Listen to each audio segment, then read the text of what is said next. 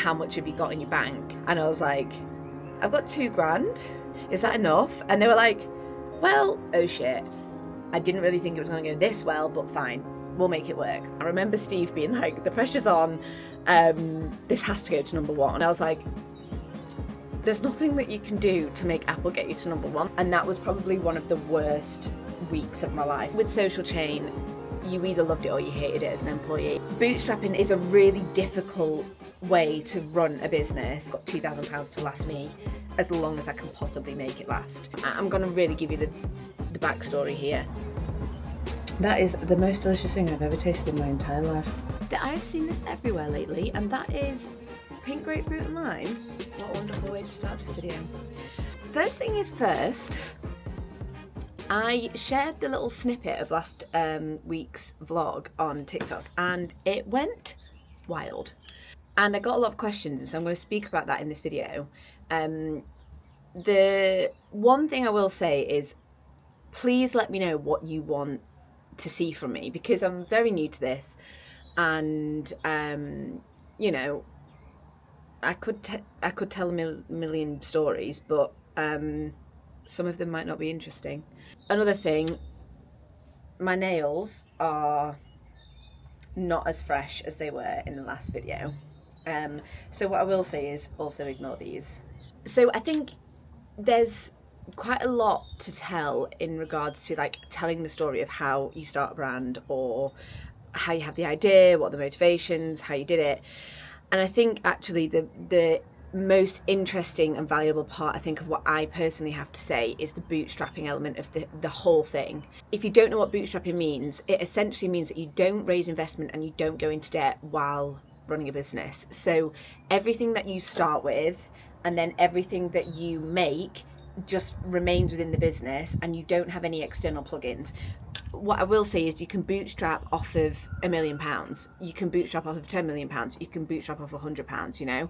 But running a bootstrap business has a whole host of pros and cons, and it's a very different type of business to run than when you have investors.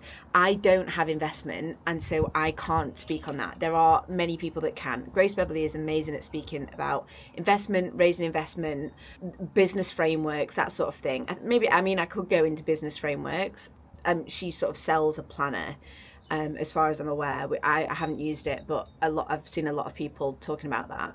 Yeah, I mean, let's start with how I had the idea to start the business. So I don't want to sit here and be like, oh, I was one of those people who wanted to just always start a business, but I was, and I'm not going to do the whole I was selling sweets on a playground, because I wasn't.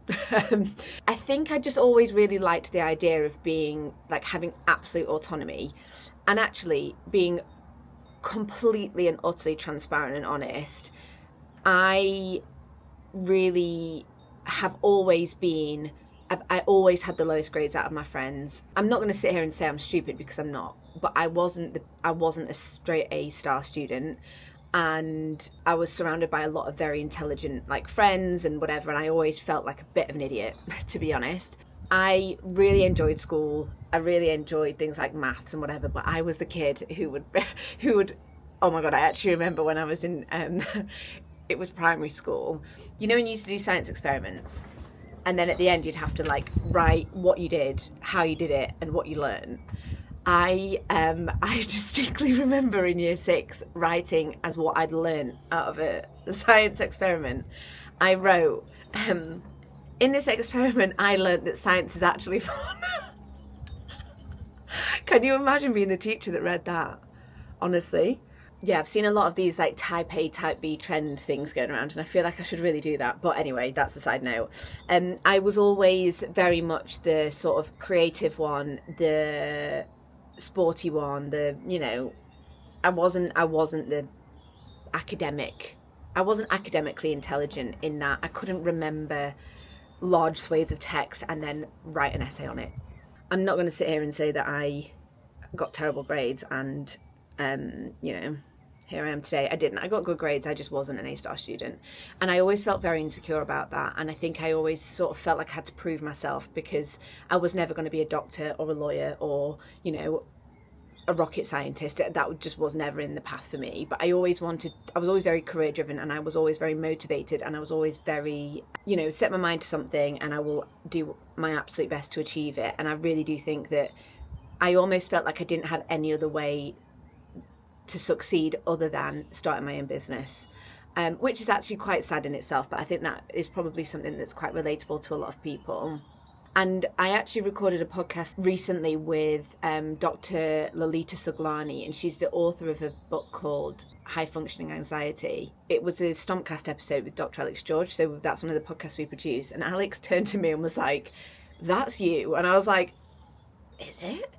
And so then she was like, "Oh, I've got a spare copy of my book. I'll go get it for you. In fact, I'm going to go and get it now, and I'm going to read it out to you because I do think that books and all that sort of stuff is quite interesting. So just wait 1 second while I go get it." Just to show you another element of what it's like running this job. In a startup, the founder is the one paying you. To this day, I've only ever forgotten once, and I remembered halfway through the day. So I'm going to have to snooze that, and that's going to go off in a little while because it's payday tomorrow. And I haven't done the payroll. Anyway, the book. So that's it. And just to give you I'm not going to go into depth in it right now. I will do another video on it if it's useful. But these are the two sides of high functioning anxiety. So it's the person that's organised, appears calm, hardworking, meets all deadlines, high achiever, proactive, sociable.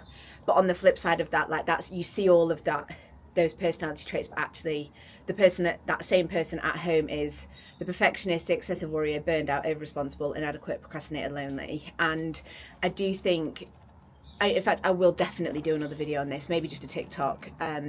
But it is a brilliant book, and I actually sent it to a couple of my friends who I think fit into that. But anyway, back to the original point I was making, that is very much what I've learned to be a reason as to why I think I'm the sort of person that wanted to start a business in the first place, because I just never felt like I was good enough. So that was my motivation to start the business. I was always sort of had that ticking on in my brain. And when I was working at Social Chain, that was a real sort of pivotal moment. So to give you I'm going to really give you the backstory here. I was working in a radio station. I studied journalism at uni. I went into radio, wasn't enjoying it. I loved the audio side. I loved meeting people, chatting to them, but it just wasn't a good industry to be in. And podcasting was sort of bubbling away in the background, not really doing anything yet, but people had podcasts. And I was working at this company, then that shut down, so I lost my job. That was a really sort of scary moment, but it made me sit down and reflect and think, okay, well, what's my skill set? What am I interested in? What do I like to do?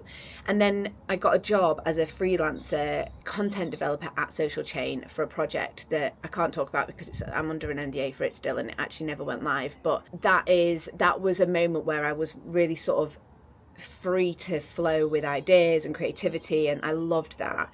And I loved the team, and I loved the working environment. It was very dynamic. It was very young. It was very much sort of, I think at this time I was maybe 25, maybe a little bit younger, and it was just the perfect place for me to be at that time.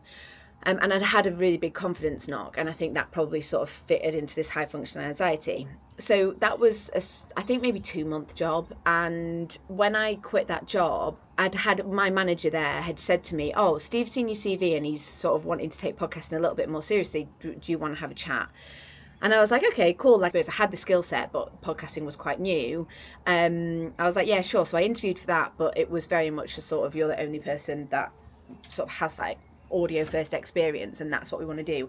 At the time, podcasting was just audio based. There weren't many people doing video, and actually it's Steve with Diary of a CEO, I think, that sort of spun the industry on its head, as well as the likes of people like Joe Rogan, whatever, who were very old OGs. I'm not a fan of Joe Rogan, I will just put it out there.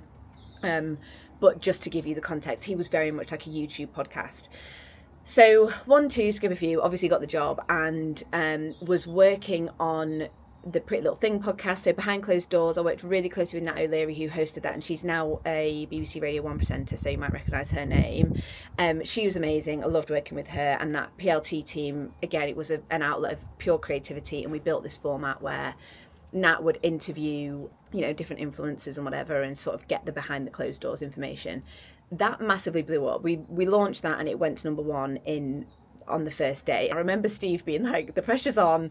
This has to go to number one. And I remember the girls at PLT were also like, this really does have to get to number one. And I was like, there's nothing that you can do to make Apple get you to number one. Like, you can't pay for the promotion, you can't pay to be number one. It is an algorithm, and at the time the algorithm was still quite under cloak and dagger, so nobody knew how to play with it and fiddle with it and whatever. And we got to number one, and I was like, thank God for that. So anyway, we did that. We had some really fun shoots out in LA. I remember there was a huge mistake actually with one of the shoots in LA where there was interference from, this is such a weird thing to say, but the electricity in America is different to the electricity in the UK.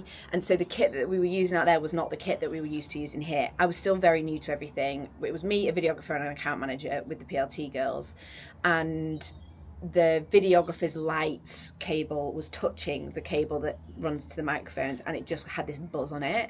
And that was probably one of the worst weeks of my life, when I was like, how the hell do we get rid of that horrendous buzz? And we'd interviewed, like, Nat had interviewed, like, Khloe Kardashian's best friend, Malika, and we were like, this is horrendous. Obviously, everyone was really annoyed, whatever. And that was very bad vibes, actually. But anyway, we fixed it. It went out. So I'd done all of that. I'd done a couple of the Diary of a Sea episodes. I wasn't the main producer. Steve had his own team internally that were working on his personal brand. They did a lot. And then I was doing PLT on my own. That was too much work for one person to be doing, honestly. I was having to edit the video, the audio, come up with the ideas, book the guests with the team, make sure the videographers booked, everything. It was too much. So then we started to expand the podcasting team at Social Chain. As we sort of did that, it meant we had more capacity to do other stuff. So I was very au fait with sort of building a team, what the skill set required was, who we needed. I was sort of having to learn on the job. Like, I knew everything that there was to know about podcasting, because I was thrown in the deep end. I had to make this work. The pressure was on. I had these podcasts that needed to get to number one, and I had to know how to do it. So, and there was literally nobody in my team at that point.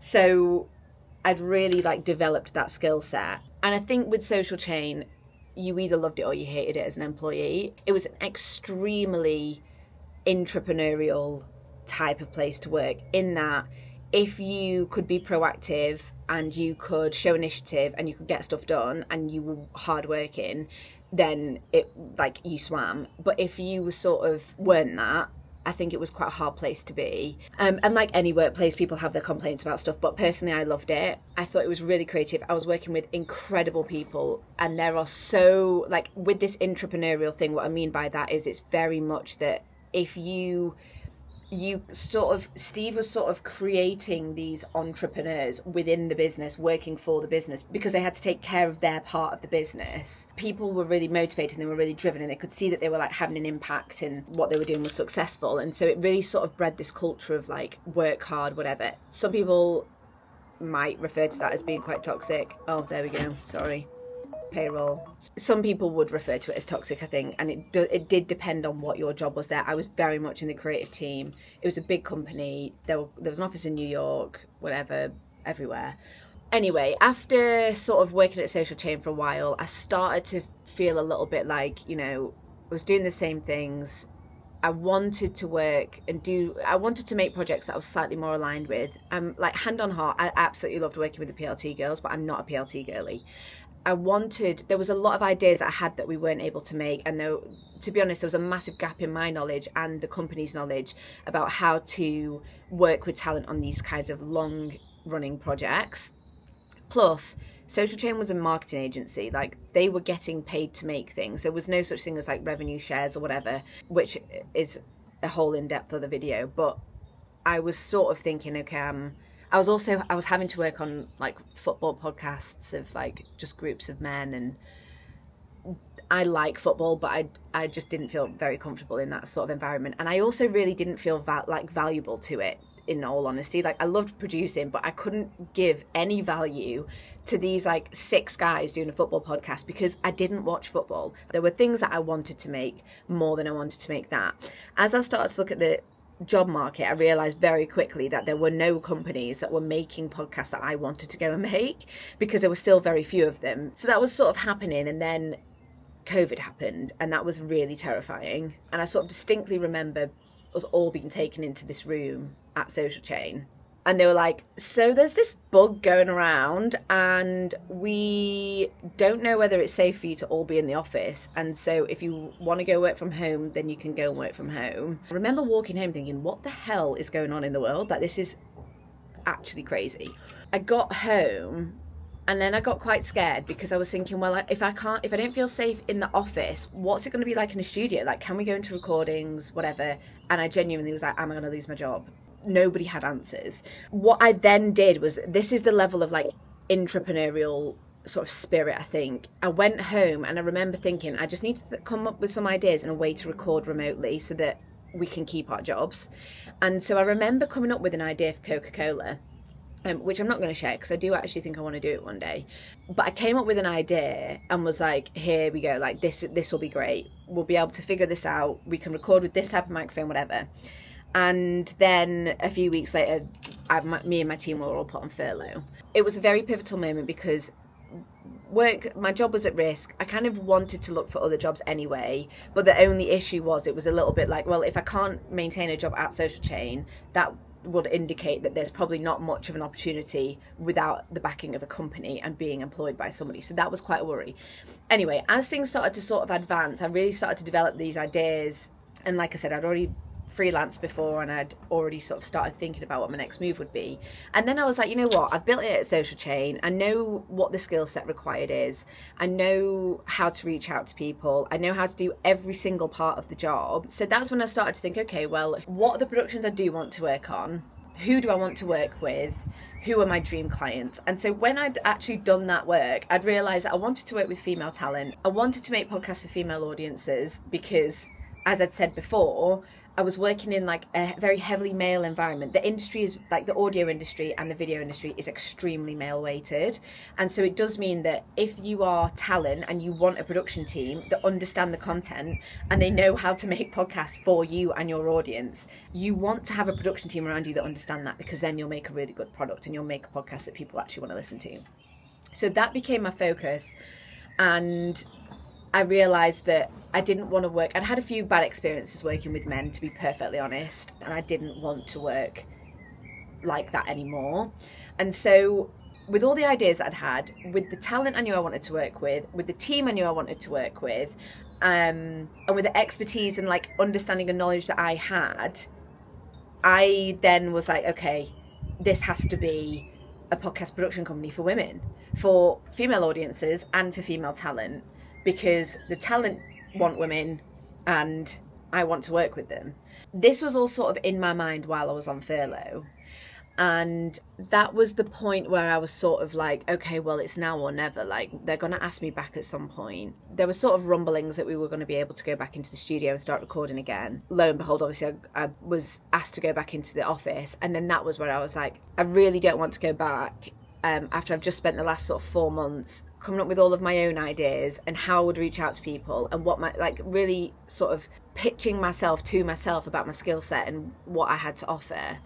And so I handed my notice in, and actually, funnily enough, I handed my notice in like mid-August, and then a week later there was a big announcement that Steve and Dom, the founders of Social Chain, were leaving. That all timed quite coincidentally, but it did mean that it was a very pivotal moment for Social Chain. I obviously left at that point, and I don't know anything internally that happens now. I obviously had friends there, but I was like, okay, well, there we go. I'm gonna launch my own company.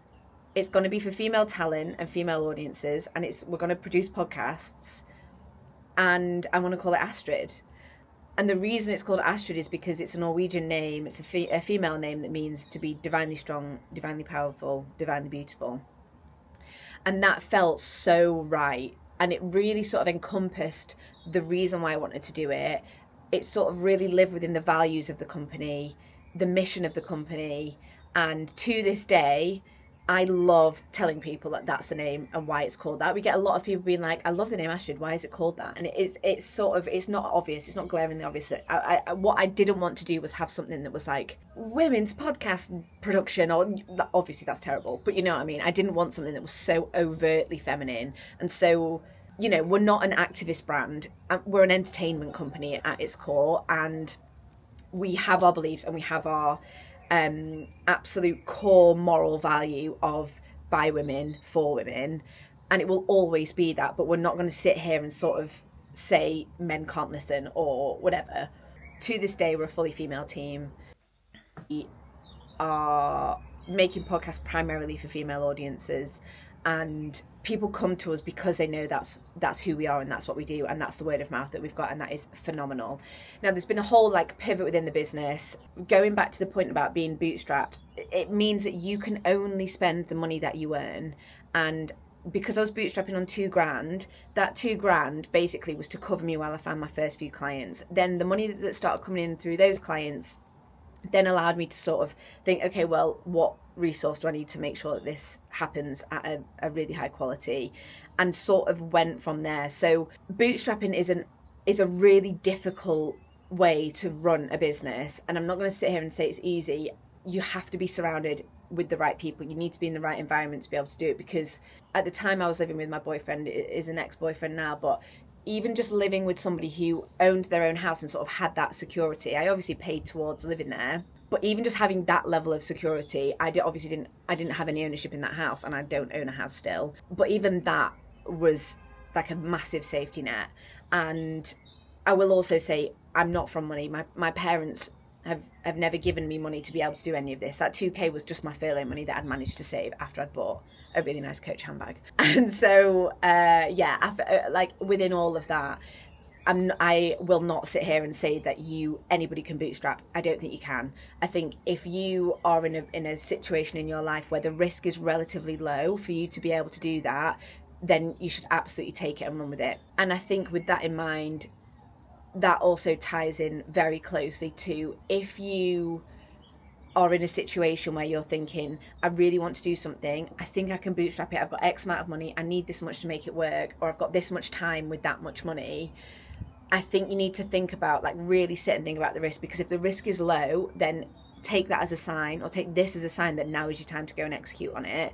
But if your risk is quite high, and I don't know, let's say you've got a child, and whether you own your house or not, and that child is depending on you, and you don't have a secondary source of income in that house, and you're working ridiculous hours already, so you don't have a lot of time to put in, they call it moonlighting. So if you're working in a full-time job and you're freelancing when you get home, that's a term called moonlighting. And so if you're in a full-time job, you've got dependents, you don't have that much security with your home, you don't have so much security with extra income, and you don't have any time to be able to put towards that project, what I would say is it's worth probably going down the investment route if you don't have a huge bank of cash that you can like absolutely take a risk with. Having also said all of that, you might be in all of that position and have loads in the bank and you'll be like, okay, well, cool, I can do it, because ultimately what you need to start a business and maintain a business is money, and there's literally no two ways about that. You can't argue with it. Maybe like a conversation about risk is like another conversation that we can have, but ultimately the goal has always been to have my autonomy of time and creativity, and to build something that I knew would fulfill me, align with me, and would also, I'm building something of my own. And I think because, like I said at the start of the video, I felt as though I maybe wasn't good enough, or because I wasn't the straight A-star student. I was a B, C student. Although I will say I did get an A-star in my French speaking A-levels and my PE at GCSE, and they're the only 2 A-stars I ever got. So anyway, I think all of this to say, I wanted to make sure as a career-driven person that I worked in a job that I felt ownership in, that I felt aligned with, and that actually served a purpose. And I think I was very lucky to be in a career where I was in an environment personally and professionally where that was allowed to happen. Obviously, we're a service-based company. Like, we are here as we were being paid to make podcasts for people. I wasn't having to buy huge quantities of product and hope that I could sell it all and, you know, choose how much to order, choose how much to sell it for, all that sort of stuff. I was very much like, this is my time. I'm selling my hours as units, and if I don't sell them, then I don't make any money. And I'm driven to make that money because I really need to. I've got £2,000 to last me as long as I can possibly make it last. Ultimately, as soon as I handed my notice in, I was like, okay, I've got 4 weeks. That was my notice period. I had to do that, and then I could just 100% focus on what I needed to do to make sure I had a contract. I'd spoken to a couple of friends who had sort of left Social Chain already, had started their own business, and was getting a little bit of advice from them. And they were like, honestly, you just need to go for it. And how much have you got in your bank to be able to like float until you find a contract? And I was like, I've got $2,000. Is that enough? And they were like, well, like, it's just your living expenses, so like just try and make that last as long as you can while doing the work. So I was like, right, okay, well, that sounds pretty simple, let's just try that. And that's what I did. So because the world was opening back up, people had been sat thinking of ideas. I had good experience at a reputable company with well-known clients, and I essentially reached out on LinkedIn to people that was like, hey, it was actually a lot of people who worked at like PR firms, talent managers, brands, and was like, okay, I can make podcasts. It feels like a really good fit for your brand. Do you want to do it? And they were like, yeah, cool, okay. Had meetings, and then as you will remember, COVID sort of came in and out, and it never really worked out. However, it did mean that I sort of had my like pitching process down to a T. So I went and carried on doing that to people and was like, hey, if you know anyone that wants a podcast, these are my skill sets. And slowly but surely people started to come back. And the like very important part of this story is that production takes a long time. Like, it takes a long time to plan, shoot, edit, distribute, strategize, and then go straight into the next episode and make sure that you're continually running. It takes a long time. And so there was a very short window in which I was like, if I sign another client, I'm not going to be able to do this on my own anymore. I need to hire.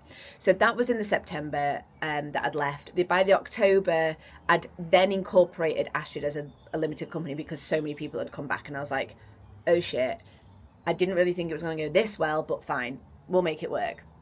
I obviously did ridiculous hours doing all of this planning, whatever, didn't want to let people down. And then by the January, I'd hired my first employee, and that was Abby, and she's still with the company today. Once I had pulled together like enough clients and started really getting a little bit of notoriety, and like I said, I knew everything about podcasting, genuinely everything, the ins and outs of it. I hadn't really made loads of contacts within the industry, to be honest, because it was still very small. But then it became just word of mouth. So the more podcasts I worked on, I was obviously only reaching out to brands I really aligned with. So they were like mission-led brands or female-focused brands, and then reaching out to agencies that mostly had females on their roster, and was like, I'd love to work with this person if they ever have an idea. I'd love to work with this person if they ever have an idea, blah, blah, blah. As you start to become very convenient for people, you will realize that people will just come to you, whether it's just for advice or just to sort of soundboard with you on a few ideas that you've got, or whether it's for a job. You suddenly become the person to go to, especially when it's a small industry. If I had to guess, I would say about 80% of our work over the last 4 years has been word of mouth, or they've seen another production that we've made and they've got in touch, and it's been like, you know, just like a constant cycle, which is amazing. And I feel extremely lucky for that. But really, like, quality of what we were doing was so important. And I think maybe the business strategy side of this startup journey needs to be another video, but you can't build a strong word of mouth if you're not delivering a good product. So I hope that is all not too rambly. I hope it's interesting. I hope it's valuable. I also hope that you've got a lot of questions off the back of that, and I really would love to know what you want to know more about. I'm very cautious, and I said this in my last video, I'm very cautious that I don't want you to view me as the person that's like, this is how to run a business. I'm like, this is my experience of running a business. This is how I did it. This is what bootstrap business looks like. And I have learned so much in the last 4.5 years, and I know that I've got a lot to say about it that will be very useful for people. But I do think that, you know, I'm not going to sit here and be like, oh, it was really easy. I've learned so much about business. Like, I didn't know anything about business beforehand, and there's a lot to wrap your head around. But if I can help anybody at all and sort of also allow you to be curious and ask questions, I'm a complete open book. So let me know what you want to know more about. Just drop it in the comments. If you can subscribe to the channel, I would love that, because I am very new to this, like I said, and the support so far has been way nicer and bigger than I thought it was going to be. So I really appreciate all of you watching and engaging and supporting me. I truly can't explain to you how nervous I've been, like waking up completely anxious for the last couple of days. So it's really nice that you want to hear this. So anyway, I'll be back next week. Let me know what you want me to record. I've got a couple of ideas, but if something is a little bit more timely and useful, then I'll do that instead. But thanks so much, guys. Thank you very much for this gorgeous drink that I highly recommend you all go buy. And I will see you next week. Bye, Huns. Cheers. Right. I best not forget to pay everyone.